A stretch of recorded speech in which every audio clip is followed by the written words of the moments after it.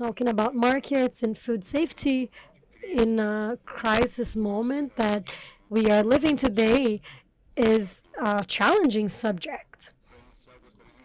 For starters, I would like to remind the ones that are listening us and thank you, first of all, that we have 5 million, more than 5 million rural producers. 85% of the production in Brazil. This is the agribusiness.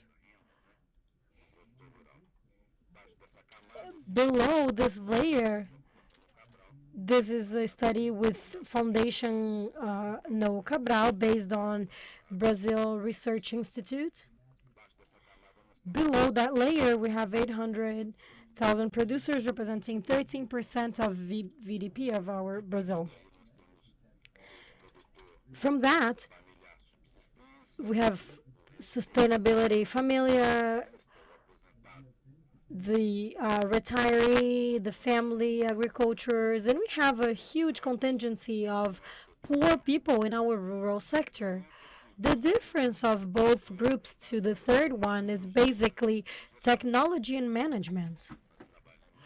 We work with the rural sector for many, many years, and our institution has this mission with an institution of technical assistancy. And one of our biggest gaps is to teach them business. They produce, but teaching business is something else. Making money is something else. 10% of producers in Brazil have technical assistancy. We have a forest code.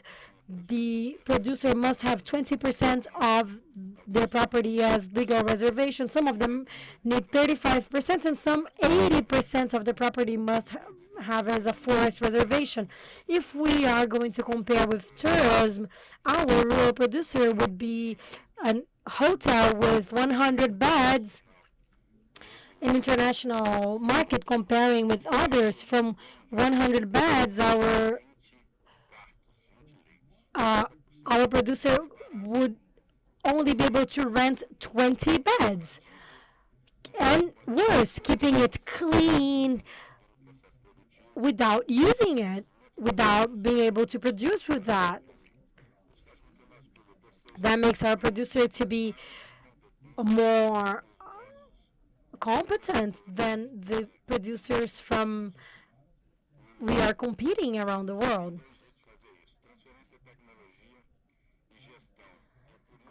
And the only way to deal with that is through management. And some producers have 4 crops. We have soy, corn, cattle, and also among forests. Those are 4 crops. We have amazing numbers of production and exports, but the press tells us as if our producer is a huge exporter, but they are even bigger providers to our own country. Beans, we only export 8%, rice only 12%, cattle only 24% of 129 million tons. Corn only 38%. Wheat, even though we produce a little, we export 42. And then we have soy, coffee, and sugar with 60-70% exports.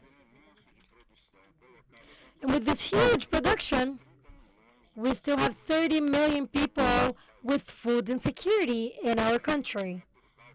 Certainly not because of the lack of food, but because of the lack of income, excess waste in the industry or retail and in the properties as well, products that are not always harvested.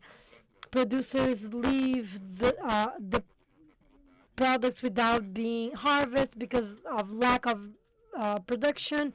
But we have 30 million people going hungry. At 3 a.m. at Global News, we could see New Jerusalem a urban occupation, and the schools are open during break because the students do not have what to eat at home. And we are talking about the economical capital, São Paulo. Imagine in the mid country. And this we're talking about Brazil, but when we're talking about the world, we have COVID, producers are working, they did not stop working. And this is based on a marketing campaign coordinated by Minister Teresa Cristina. We haven't stopped. We have to negotiate with the public ministry of work so the industry won't close. This is the reality. War in Ukraine, a problem delivering food, delivering fertilizers, and this is not true. We are not lacking fertilizers, and the price increased 300%. Somebody must explain that. Everybody is having problems with energy. We're having protests in Europe, especially in Netherlands. Rural producers are armed to their teeth against the police. Africa, we're having logistics issues, and we're going to have Natália talking about it. Huge problem with people. I met with Ambassador Farani and President Bolsonaro to develop Savannah project to deliver producers to Africa. If we have a personal problem in Brazil, imagine in Africa, but we do have a solution for that. I've seen a video showing Angelina Jolie and Nicole Kidman apologizing for the production of larvae and scorpions to feed people in the world.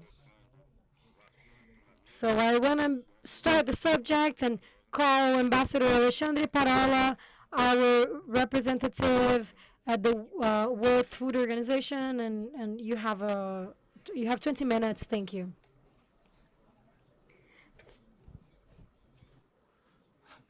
Just something worth mentioning, I would not eat larvae or scorpions.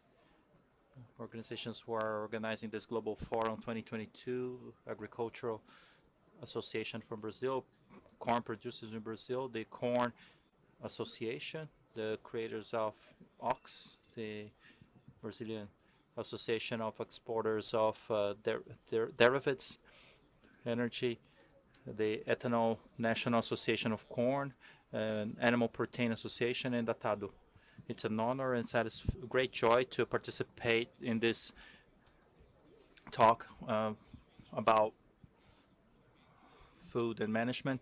I'm Daniel Carrara and Ms. Natália and Gustavo Herbert. The diagnostic when it comes to the extension and depth of the current food crisis globally may be a few things we may find rationale amongst the multiple political and consumers involved in the commerce and production of agricultural goods. And acute agricultural crisis stopped being a threat and it started being today a reality. The figures are condundant and worrisome. According to FAO, in 2021, amongst 207 and 502 million people have been affected by hunger. Out of this total, at least 193 million people were in a situation of acute food crisis. The pandemic was an important factor for us to reach to such high levels because since its beginning, the numbers have grown for approximately 150 million. We're talking about 2 years' time here. Multiple are the causes that brought forth this dark scenario. Droughts, climate consequences has affected the agricultural scenario. The impacts regarding COVID, they follow on through. Adding to these factors, the geopolitical situation in the Eastern Europe that added another pressure of price and supply of agricultural goods, and as examples, wheat and substitution for the example of pesticides. Another generating factor that have been with us for some time, a behavior that some of the countries tend to exacerbate indiscriminately, above all in critical conjunctures, the commercial protectionism as one. The wrongful belief that the search for science with enormous subsidies and tariffary barriers can overcome the agricultural. I just want to take a pause in this reading that I want to share here as a negotiator with me in the committees of agriculture. One delegate of an important country, a friendly one, has asked we must see this agricultural commerce prices. We should base and I immediately interrupted to thank him. Brazil is rather comfortable in this matter. There may be 6 or 7 countries, not more than that, that can allow themselves the luxury of being completely self-sufficient. Brazil is one of them. The delegate of this country represented a country that is not self-sufficient. And what I said, be careful what you ask for. You may be hiring hunger in your country. He didn't find it very funny, but I hope my warning may come to be useful in the future. There are many formats and proportions for agriculture. Some are more aberrant and others with some effective approaches and other captive narratives. They harm the lives of consumers from around the world. This is undeniable, that's for sure. Restrictive measures that are unilateral, taken by a few countries, have been growing in large steps. Since the beginning of July, 30 countries have implemented restriction to importation in the past months, maybe temporary tariffs and undefined taxes. They maybe affect 18% of the importations and exportation in terms of kilocalories. Out of these restrictions, added to other distorted practices such as accumulation sensitive to touches, increases of subsidized for livestock, though nice in the short term, may provide wrongful, they prolong uncertainty in the markets, they threaten the income and revenue of the food chain and may affect the vulnerable ones. Besides these ones, other actors of great relevance have been contributed to weaken the commerce unilaterally, masquerading its protectionism to noble appeals for the protection of a human being and the environment. In other words, instead of politics and arguments based on science, now rarely what you see are initiatives purely and simply protectionist. For instance, the set of objectives and principles that are called the European Green Actor, the European Green Act, such as reducing the carbon emissions and promote more sustainable food supply. Obviously, this is necessary. What is hard to agree with is politics to talk about the frontier carbon reductions. This envisions that Europeans companies do not use these territories to transfer their carbon footprint, making them to pay according to the European standards in order to commercialize their products in the European Union. In practical terms, let's look at one example. There is a good that is produced in country X. They buy a carbon footprint credit to neutralize their own footprint. This company then starts to export to the European Union. If titles cost 20% less than have been costing in the European market, this difference must be compensated on the border through the acquisition of an equivalent number of titles from Europe. Let's imagine a similar mechanism in the sharing of goods in which competitive advantages are compensated in each exportation point, to have a clear notion that while this idea presented in these terms is contrary to the maintenance of market. Another European example is the farm-to-fork strategy, which is part of the Green Deal. uses the reduction of use, such as these are technologies would be harmful in the use of pesticides. Let's be clear here, they're not. I interrupt the reading here of my text. I have a good friend here, as lots of here in Geneva. They live in France, which is cheaper. The other day, his child arrived from school and said, we have to change what we eat. We have to produce whatever we consume in a 20-kilometer radius. Do you like banana? Okay, we won't have bananas anymore. Do you like that apple here? Mangoes? Yeah, we don't have that either. Avocados? No. Yeah, but father, come on. Yeah, 50 kilometers is very little. It will be no good. So those farm-to-form strategy quickly came to a halt. Those technologies for production of plant health are a key element to ensure food safety around the world, as it helps agriculturers from everywhere to produce their harvest, protect them from all kinds of attacks. As we know, this is not a new policy, as the European community has been adopting this restrictive strategy quite largely to defend themselves against agricultural pesticides, and not validating the scientific research validated globally. The European Union, to the defense of the maximum residue waste that have been fixated at much lower levels as opposed to the established levels globally. To be brief, the question here is the lack of solidarity in the process of Europe for LML, for the precaution based on the establishes, in fact, the principle of validation. We may continue with further examples, but I would like now to focus on the term of subsidize, another kind of protectionism. A report published last year by FAO and by the Program of the United Nations for the Environment in PNUMA, the context of the sustainable food chains, asked the governments to rethink the agriculture subsidizing structuring. According to the document, the mechanism for domestic support, they widen the distortion of pricing in agricultural field, and in many cases make it difficult for the transformation towards the healthier food supply. Also, so distorted, subsidized pushes us away from sustainable and reliable agreements globally. Around the world, according to they add almost $140 million a year, representing approximately 15% of the total price of production.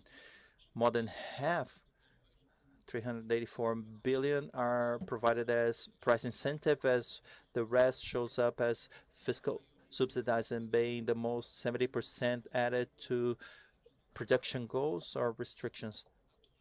Currently, the problem of geopolitical for domestic support are become even more complex in geopolitical situations, as we are witnessing an alliance in the 21st century applied to high-income countries under the argument that they're sustainable with old, under the pretense of being although we have those challenges, the meeting of the Chamber of Commerce was a clear signal that we can have answers for real problems. We were able to approve a package with answers for global answers, response for food insecurity, and the decision about the World Food Program. We have acquisitions for the PMA and restrictions on exports. This decision was supported by Brazil in 2020 and 2021. This program is a signal that lateralism is a way to reach food safety without difficult measures. We are a provider for food safety, and Brazil has key role on these negotiations. This morning, I was part of the General Council of WHO. It's the highest level below the ministerial meeting, and the lack of a specific result on MC 12 is an end of a cycle and a beginning of a new step. The old architecture of negotiation, the old concepts do not suit us anymore for MC 13. The only consensus is the Article 20 that clearly says we need to reduce subsides, and that's what we are going to follow when building this new beginning. We defend the members,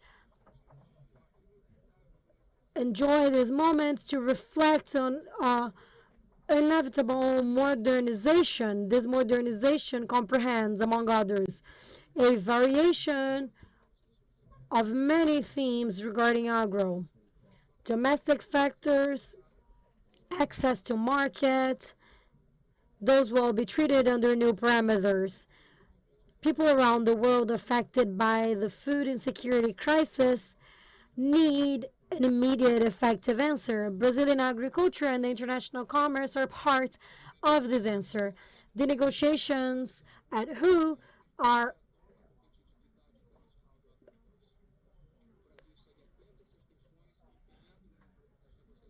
extremely hard for that. We are acting firmly to ensure a fair market that is predictable, to ensure we have the necessary means of production. So thank you very much again. Thank you, Ambassador. I want to thank the Confederation. You were defending agro in our country firmly and having the diplomacy. You have been working very hard in this context. Immediately, I want to pass the floor to Gustavo Herrmann. He's commercial director of Consul of Koppert Biological System. We had a connection problem with Natália, but she will be back soon. Thank you, Danielle. Thank you, Datagro, for the invitation. Thank you, Ambassador, for your lecture. Koppert is in the market for 55 years, and we are focused on biodefensives. We were invited to talk about our segment, the chain as a whole, talking about food safety. I will talk a bit about the company, a bit about our business, which is complementing and substituting the chemicals. The ambassador said we had a lot of barriers for agribusiness, for Brazilian commodities. When we talk about agricultural production, big crops, the use of pesticides is huge, and the residues generated are humongous. So in the tropical agriculture, extremely different from other big agricultures. You cannot have high production without pesticides. We have biological defensives that are substituting pesticides, but we have to think about that when thinking about human health. Although agriculture is having medicine every day, we're doing preventive work that is safe for human beings, bioproducts, and if we need to fight any problems, then we will use pesticides. If you do, for example, sugarcane in Brazil and Australia or in the USA, it's huge because they have severe winter over there, and that interrupts the cycle of diseases that will happen in those crops. So nature will help you having high productivity. We have a green belt. We do not have severe winter. So you have those diseases everywhere, in a small crop, in a big crop, in a protection crop,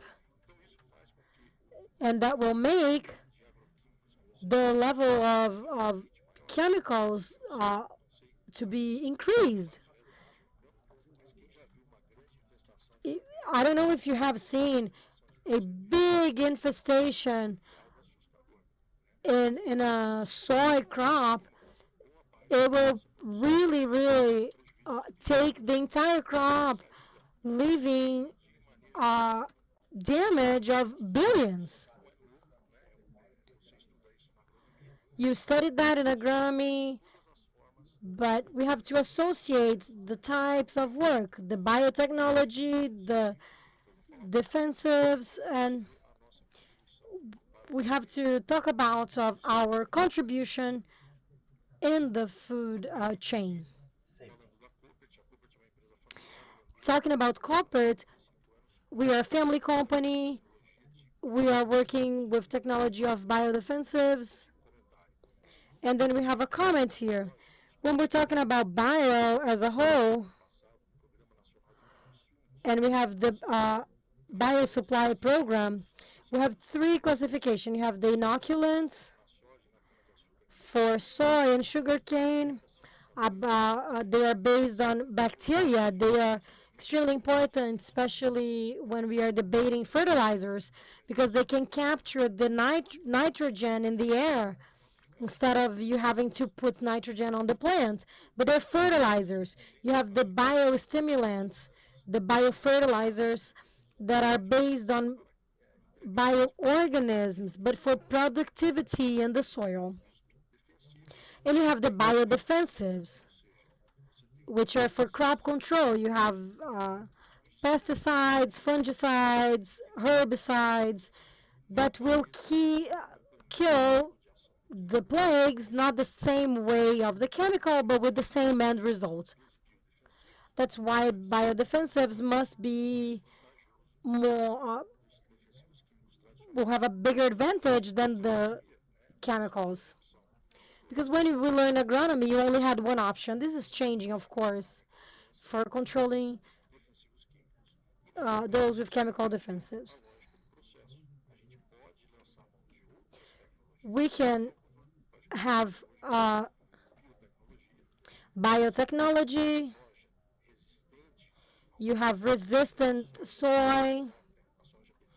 You have BT soy that it will kill larvae because it has pesticides on their gene. BT soy saved the market and millions of dollars of pesticides, but that means the technology will deliver more sustainability on this chain. The lesser inputs we use and the less pesticides we use, the better. And also, if we think about a soy system, for example, if we need an integrated system, the application of chemical products you have to do on a soy cycle. Here we have, for example, our products, the Koppert portfolio of biodefensives. You have more than 50 products that are applied in the soy. Fertilizers, biodefensives, etc. Every year, every crop will do a pressure in populations that are resistant, and they will end up creating the super plagues. You have things, for example, soy bugs and others, because those populations are resistant to chemical defensives. And this is not recommended by the chemical companies. This is an agro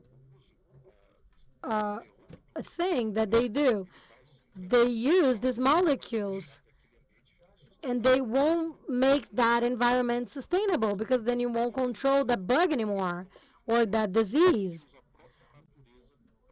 And the biodefensives, we're using nature to control those plagues, so they won't select this population of plagues. So it will help also the chemical molecules. They're gonna have a longer life. But what about soy? What is the contribution of soy in our food chain? We have a quick video. You can see we have the symbol of RTRS, which is the Round Table Responsible Soy. For the European market, they use the certification for Brazilian soy to say that this soy was planted without deforestation.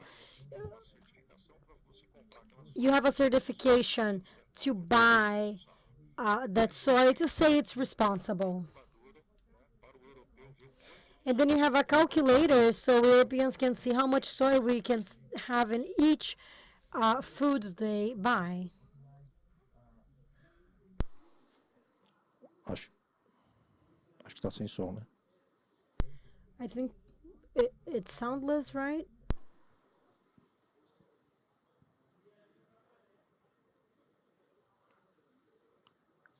Eu pedi pro pessoal da produção dar uma olhada no vídeo aqui, por favor. De qualquer forma, ele tem. Anyway, you can read it, and if I'm giving soy as an example, it's the 4th largest global culture, but not always visible, and it's everywhere. This calculator help us see the participation of soy in the food chain. Of course, for animal feed, but also for human feed. If you go there, you have the example of the milk. For every 10,000 liters, how much soy? It's 3 tons of soy. So we can see the dimension, the impact of the biggest crop. Soy is 60% of the Brazilian market regarding supplies. This is where we are. And we need to have this idea of the impact.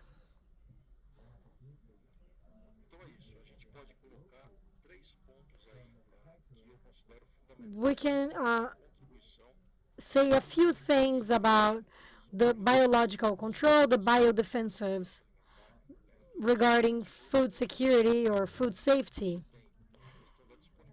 You have the availability and the cost of those products. 90% of the biodefensives of our Brazilian market are produced here. So the pandemic effect on the chemical defensives for some molecules was even bigger regarding costs, and some products were missing in the market. You did not have that for the biological because it's produced here, it's closer to the market, closer to the culture. So regarding availability and cost, it helped a lot the Brazilian producer. And it's not by chance that it grew over 100% in the past 2 crops. It is replacing the chemical. If you think about productivity, we have more productivity with less supplies. When we're talking about chemicals, sometimes I have to apply 5, 10 times. In the biological, you're going to do less applications with about the same cost. You're going to deliver more productivity, whatever the culture is, with a smaller volume of supplies. And the natural supplies, the one that you can propel the sustainability in your system. Another example is sugarcane. And also, the final point of my contribution is the residues. The biological can have a residue, but all of our products are registered at IBAMA, MAPA, and Visa, just like the chemicals. But we still have a part of the population involved in agro. Sometimes they think chemicals are only... biological is only for organic. They are also used for organic, but all conventional cultures in Brazil, you have a small participation, 5 to 10% of the market share for bioproducts. Of course, it's small, but with rapid growth, a much bigger growth than the chemical pesticides.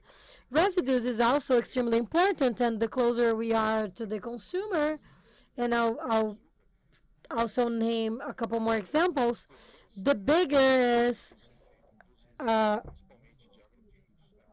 the bigger is the chase after the residues.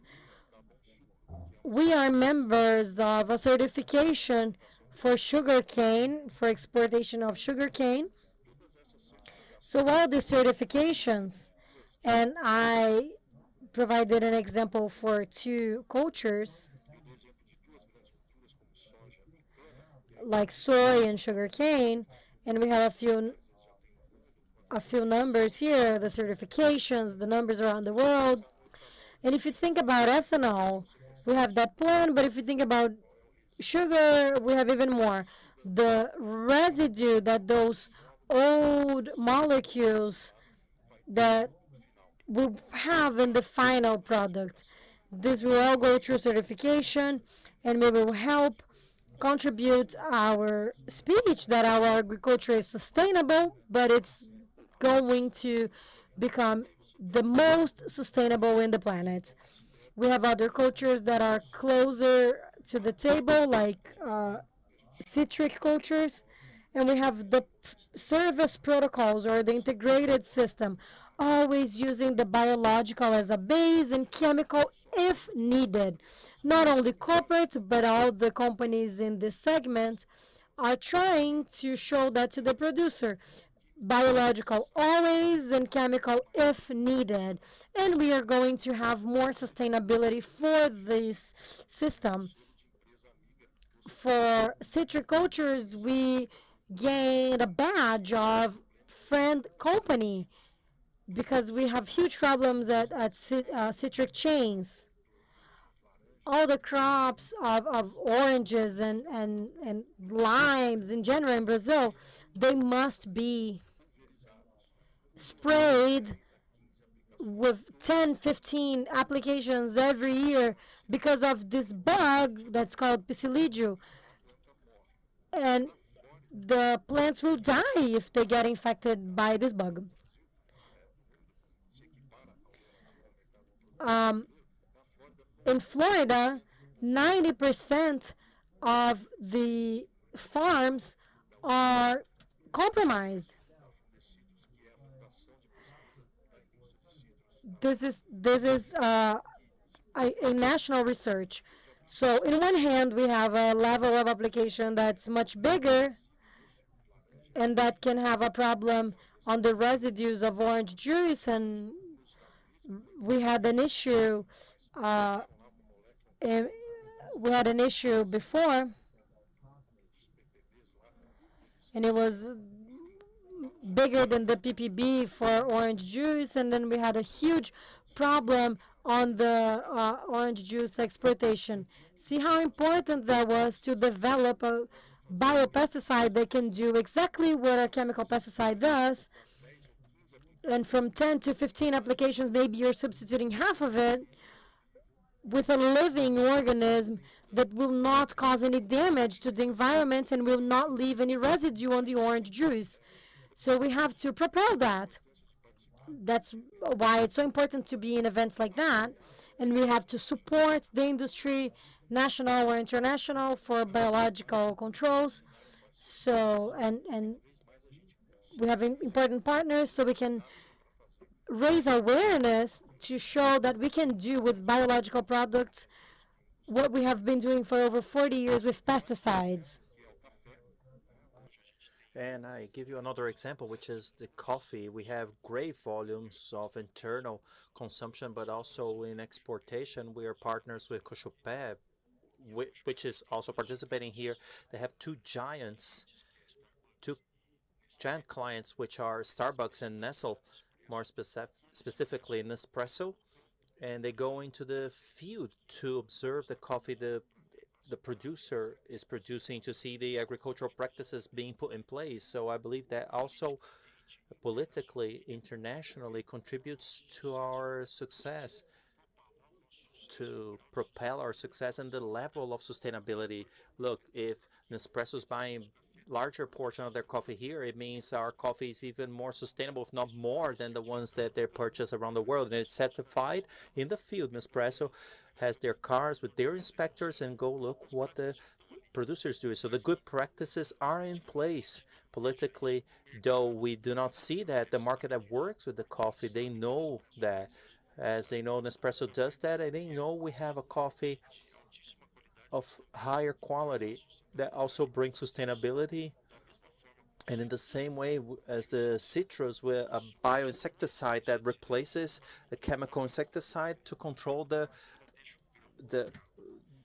grain of coffee that is left bugged, and a higher percentage of grain coffee is being left aside because of this plague. And the product that controlled this bug, the molecule was banned. So the producer was left with no option, which is Indusofan. Indusofan, it had been banned in many countries. It was banned in Brazil, if I'm not mistaken, 5 years ago. And the producer used to use that, which controlled it quite well. And there's the good side of that story. If at first glance he was left with no option, on the second stance, the biological control has brought new perspective, so they could control that plague in the same way. But to say that, look, in the level of in the harvest grain that could leave residue in the coffee, I will no longer use the amount of chemical products I used to use. Of course, every chemical product has a time of use. I'm not saying here that when the producer uses that chemical, it will contaminate the coffee or the orange. No, because agronomically, you have a period of deficiency that will be caused by rain or so and such. But you may use it but have no residue in the final product. But the fact is the producer may not have this kind of awareness. So you may be taking a percentage of that chemical product that was applied to the harvest of orange or the benefit of coffee. So look how important it is, the contribution of biological supply. And we must place that at the end of the chain, so we may help these food chains to propel even further sustainability within our system. Here I place two rather famous coffee certifiers that also go in field with all the strict protocols, so you can offer some more niched markets. So again, we're able, with a joint effort, we may fulfill any kind of certification that may be imposed to the Brazilian producer. Basically, that's it. I make myself available to questions. Sorry if I over-explained a little bit what our business is, but it's because that in this forum, not everybody knows what a biodefensive is, what is the difference between a biodefensive and a traditional chemical. So I'm rather pleased to be here to be able to represent our sector, a sector that, even though it is being represented by a Dutch company, there are 3 factories in Brazil and help the Brazilian producer to improve their plague control and diseases and to improve our food chain. Thank you very much, Daniel. I'm making myself available. Obrigado, Gustavo. Thank you, Gustavo. The importance of approaching this topic here, because when it comes to food security or safety, they have to keep on producing. The rural producer, if they don't make money, they certainly be there, but their children will not be there. This is a great work we've been doing in Brazilian field. We have 500,000 producers in technical assistance by Senna to establish a new medium class in the rural area. The management is obligatory in all the technological implementations we hold. They are not able to do the calculations. They don't know if they're making money or not. When it comes to biofertilizers and biodefensive, it has to do with production costs and the interdependence it has into the productive chains. Biodefenses and biofertilizers are no longer a pilot project for science, yeah? In Brapa today, I am pleased to be part of the Administrative Council in Embrapa, and one of the discussions we have inside the council is once the researcher speaks for themselves and they speak for Embrapa, some researchers discuss biodefensibles and biofertilizers. Without the authorization of Embrapa, as Embrapa today has an official position, any of you ladies and gentlemen can go on to Embrapa site and see how we position ourselves into teams such as this one. And when the researcher is against any kind of positioning, they must say what their positioning is and mandatorily approved by the board to say what the positioning of Embrapa is. And Embrapa and the Ministry of Agriculture as well as CNA, this trio for discussion, we are all in favor of this. And the fertilizer crisis brings this much more brighter. I'm also an agronomist, or I used to be for the longest time, to reform pastures, 300 tons of alcalcario, and that's it. It's not allowed anymore. It must have soil analysis, and it's a great problem today. We have very few laboratories for analysis in our country. So during the crisis, we try to reinvent ourselves, and we're convinced that the next leap in production and productivity in the rural sector in Brazil will be through the biological ways. I don't want to be marketing anything. I have never met you before. Pleasure to meet you, by the way, but this is within our plannings and it is under our radar, this independence, this possibility. There's great discussion inside the Congress with many interests involved. And as our side is the rural producer, we're favorable, and we're going to fight towards the front for agro livestock, so we get the producers to stay in the field with greater productivity, with technology to save the soil is what we want for our country, and we can say that to other countries immediately. I will be inviting Natália Dias, CEO of Sutter Bank in Brazil. Natália, who participates digitally.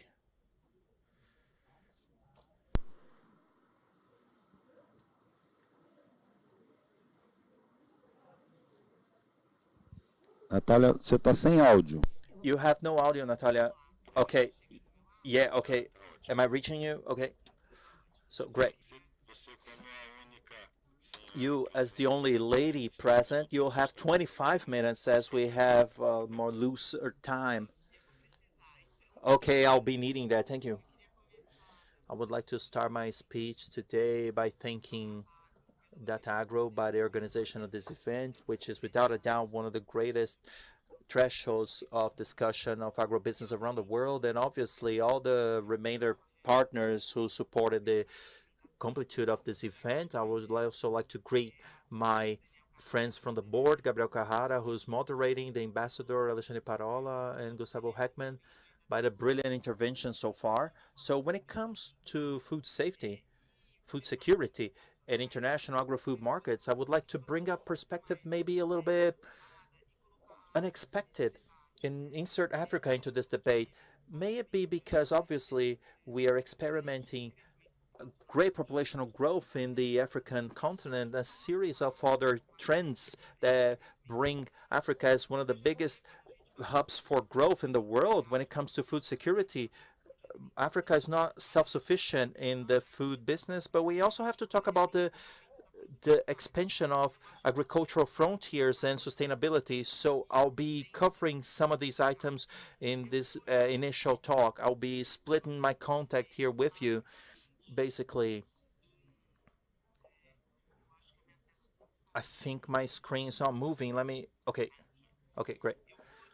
I'll be splitting, briefly introducing Standard Bank for those who don't know, and I'll be going through these other two blocks, why Africa is the greatest growth in the world and the productivity and opportunities for the Brazilian market. Because after all, it's what we're discussing here. Very briefly, Standard is the biggest bank in the African continent. We have total assets in the order of $60-something billion.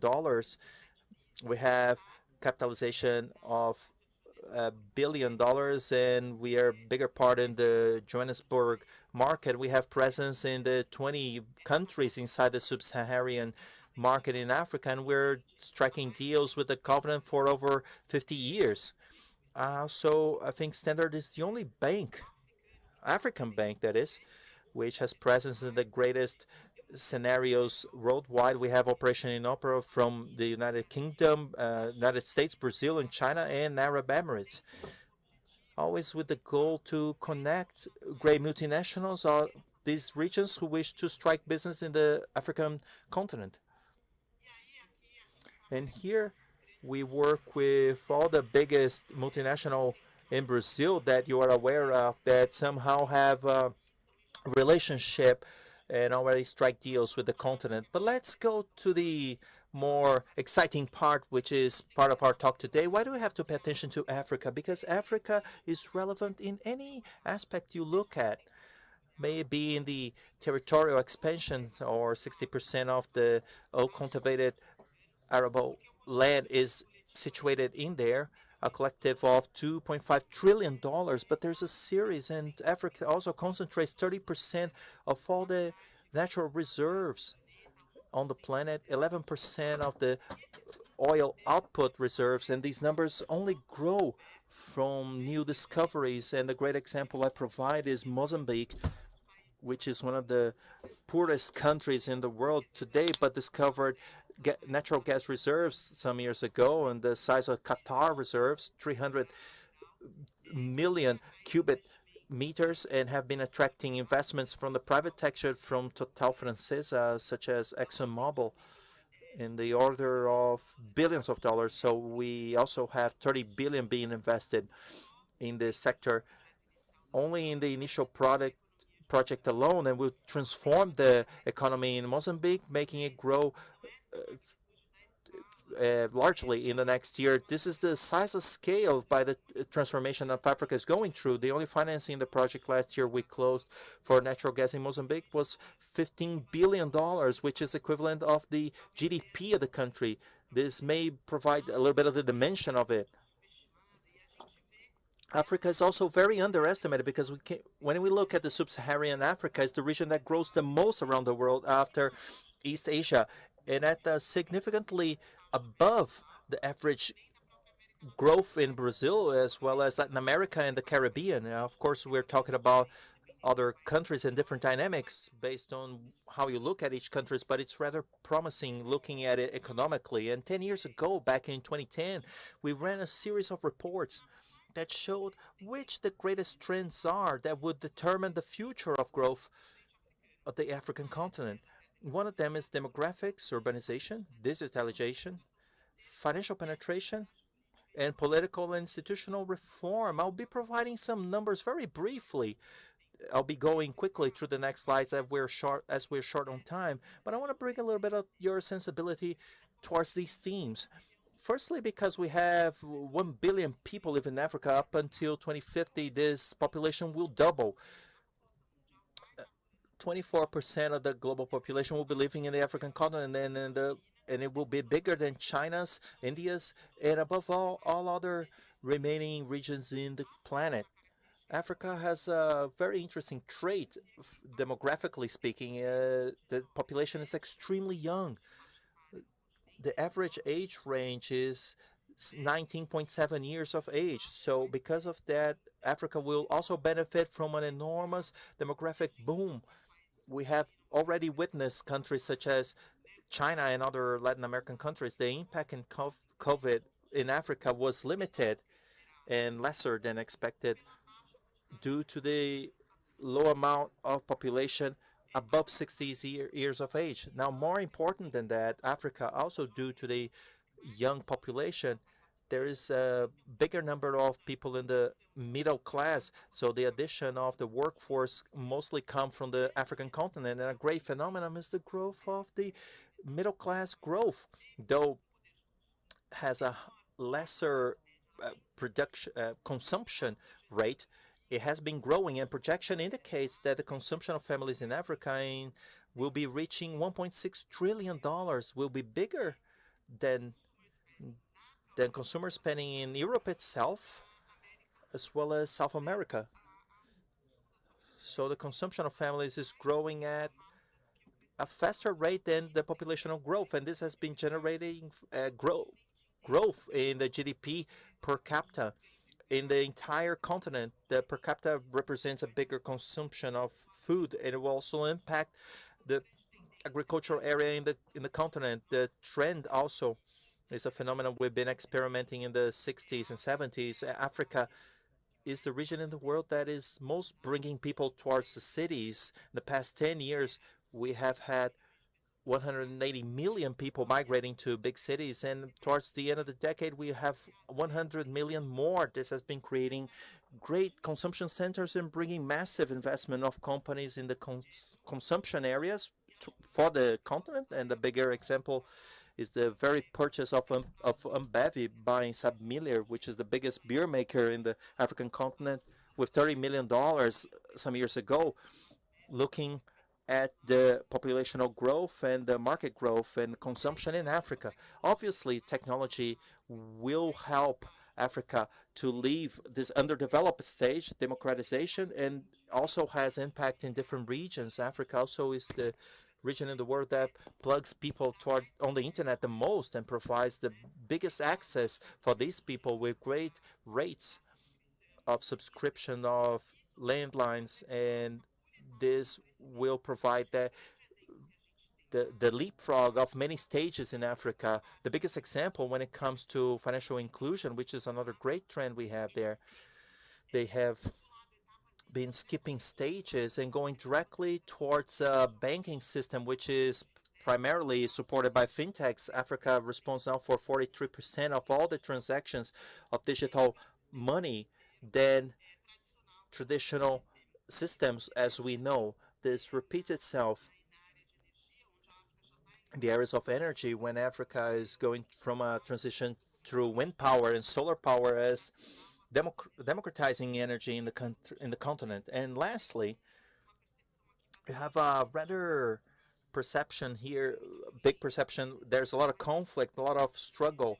However, they're concentrated in a red area here in the map. However, we have a great part where the dynamism that comes from the sub-Saharan that are going through very recurrent, stable political transitions. To connect a little bit with the talk with the ambassador, another great opportunity Africa represents is that in the times we're seeing an increase in the protectionism. It was announced May last year in the African Common Market that will integrate all the 74 market, generating a common market of $3.4 trillion with the aim of bringing down tariff barriers to increase the flow of foreign trade between African countries and also allow for Africa to be inserted in the geopolitical global production chain to bring greater dynamism on its economy. But what are all these trends can represent to agribusiness in Africa in a general way? But above all, here we're about to talk about the depth of work and business here in Brazil, towards Brazil, yeah? First, it's worth bringing a general panorama of what the agricultural landscape is like in Africa. The agricultural business represents 23% of Africa's GDP, and it employs 60% of the population. So it is a rather relevant segment that has specific policies for all countries to increase and improve conditions. Because even though the agricultural area has been increasing in the past years, on average, you basically have 40 million hectares of harvest in Africa. You have the worst productivities around the world. The Agro Development Bank has released a report lately that estimates that the agribusiness will be an industry of $1 trillion towards 2030. It's significant. And today, Africa is rather dependent on the importation of food. It imports an average $35 billion. And this importation of food may increase to 110 million in 2030 if you do not address the production inside Africa, even though because we can see all this populational growth. There is today in the African continent, I mentioned there is 60% of the whole agro land around the world. Many of these lands are hard to access. It would involve a series of negotiations to reallocate population, but there is today 20 to 30 million hectares. This data from McKinsey available now to be converted in food production, and that's why there are many multinationals, especially the global subtrades, looking at food production in Africa. We also have estimates pointing that it would be necessary an investment of 45 billion dollars a year to develop full potential of African potential in agribusiness, and this investment is about 7 billion. It's relevant, but still much below the need. The themes impacted agribusiness in Africa are the ones I mentioned: populational growth and urbanization, low productivity, huge dependence in food imports, a need to improve the legislation to access land and infrastructure to allow bigger stock, better transportation, less waste of production. But it's also attracting massive investment, especially in China, to avoid the dependence of imports. Soy, China is planting soy in many African countries to reduce the dependence of Brazilian soy, and they're also investing in the region. And also, of course, this agreement is offering an opportunity of a bigger integration in the region for everybody that has this long-term view to invest in the continent. As I've said, a lot of the regions in Africa, they have a gap in production of food, and even though Brazil is this potence in exporting our exports, we are exporting only $2 billion, and our exports are growing much below the rhythm that other countries are. Just so you can have an idea, Africa's international business left a pathway of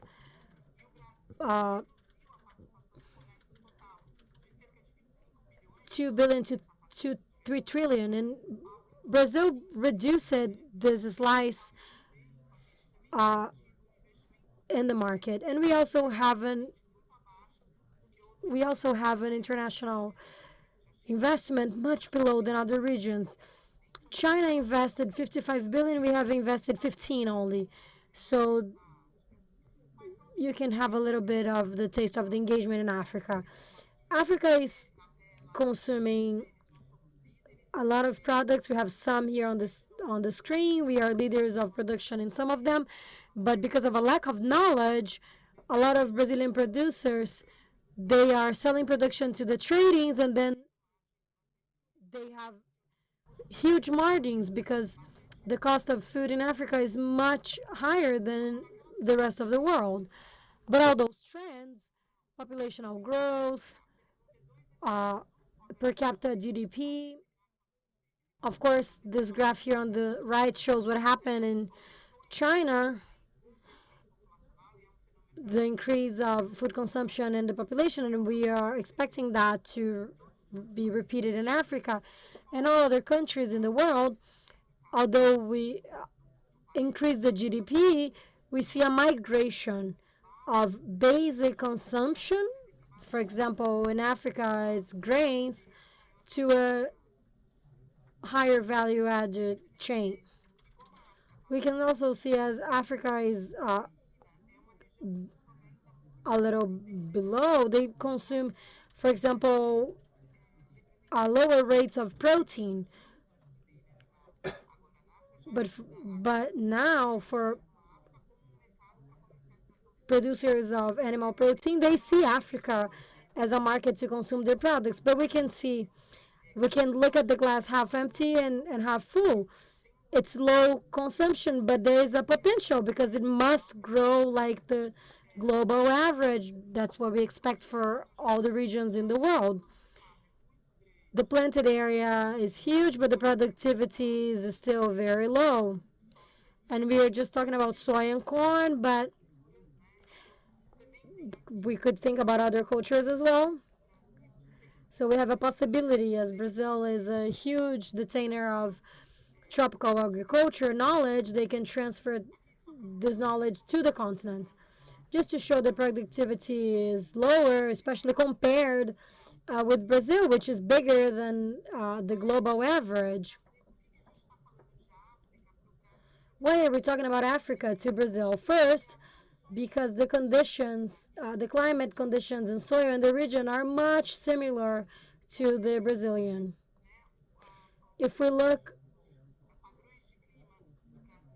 at the weather standards, the African savanna has the same weather standards that we have in Brazil.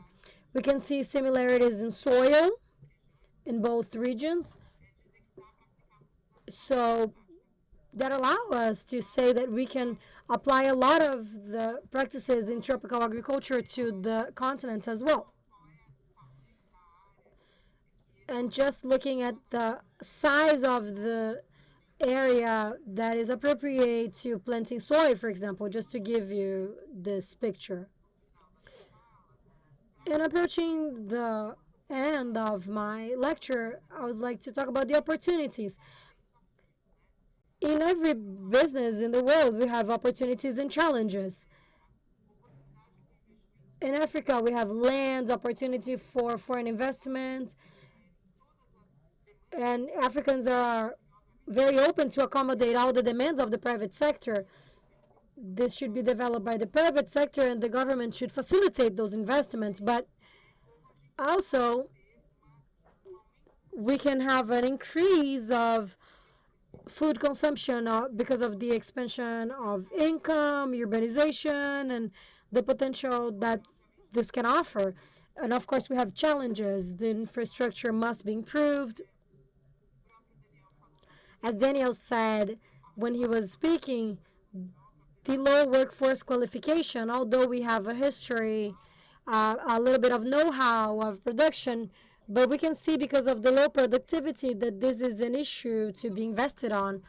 The climate change, the impact in climate change, we know the regions, warm regions like Brazil and Africa are the ones that are affected the most.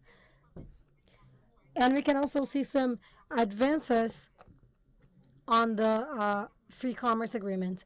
What is on stock for Brazil? I've been trying to say Africa is a huge market for Brazilian exports. There is opportunity to diversify the markets to Africa.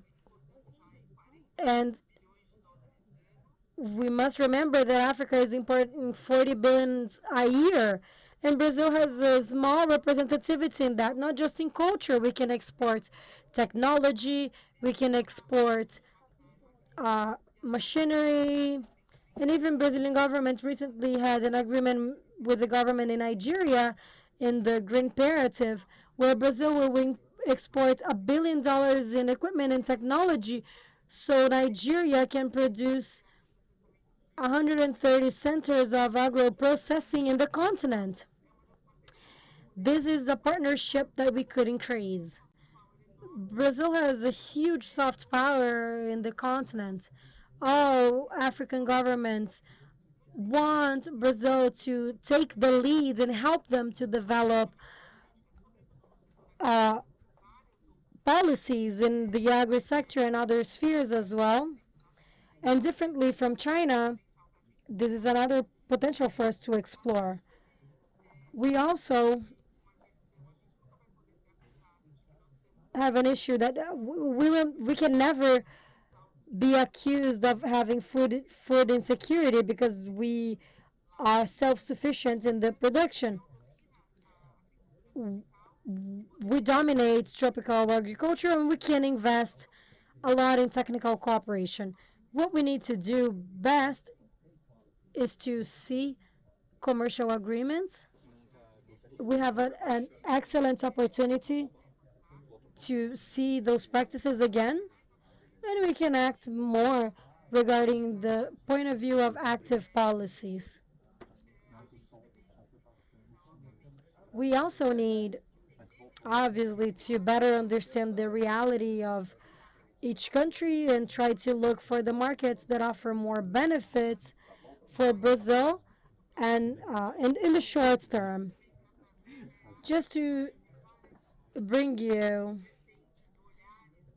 some looks that we had many looks regarding Africa. Africa has been seen as a region that can compete with Brazil, and it will take years because we are leaders globally.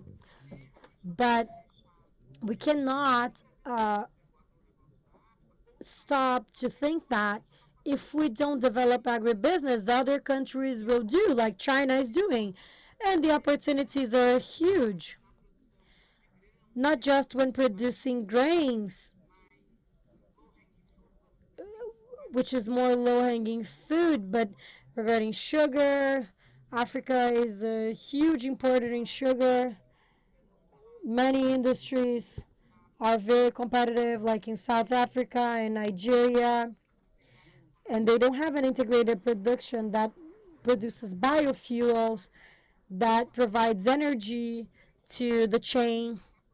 And this is an area where we are also cooperating because many African countries are elaborating legislation to elaborate biofuels in the blend of gasoline.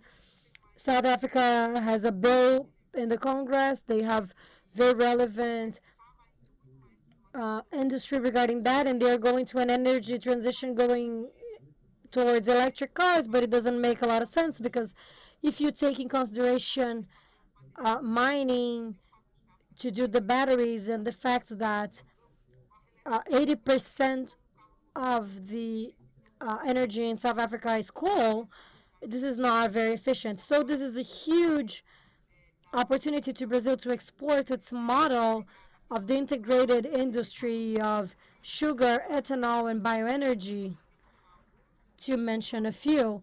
And obviously, we can have a closer cooperation with other areas, especially with transferring of technology. I will finish here, but I'm open for questions. And after this talk, thank you. Thank you, Natália.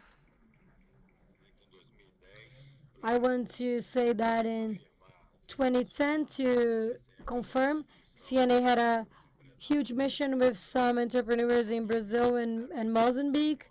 Specifically, we have Embrapa unit, and we went there to look, and we have a huge logistics with Nacala, railroads, and valley mines.